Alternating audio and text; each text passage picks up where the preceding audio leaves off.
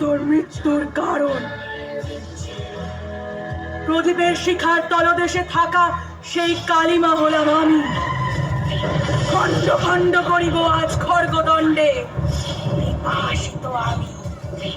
তোর রক্তে শান্ত হবে আমার পিপাসা।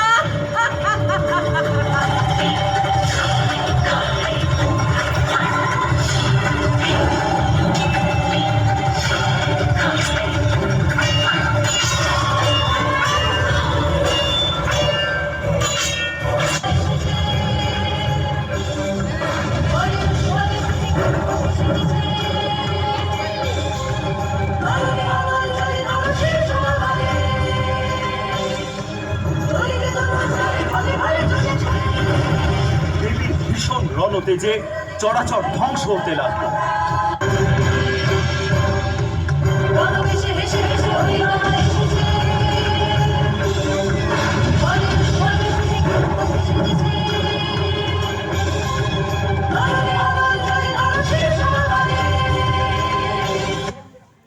মত্ত দেবী কালীকে শান্ত করতে মহাদেব সব রূপে দেবীর পথে শায়িত হলেন।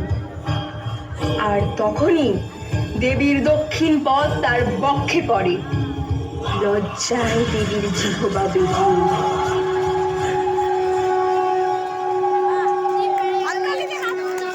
এইভাবেই রূপে রূপান্তরে আমি জগৎকে উদ্ধার করে ও মাতৃশক্তির নির্বাদ তেজের কথা সকলকে স্মরণ করিয়ে দিই। যখনই অত্যাচারী অসুরদের প্রাদুর্ভাব ঘটে, আমি ধারণ করি আমার সর্বোচ্চ উগ্র রূপ কালিকা।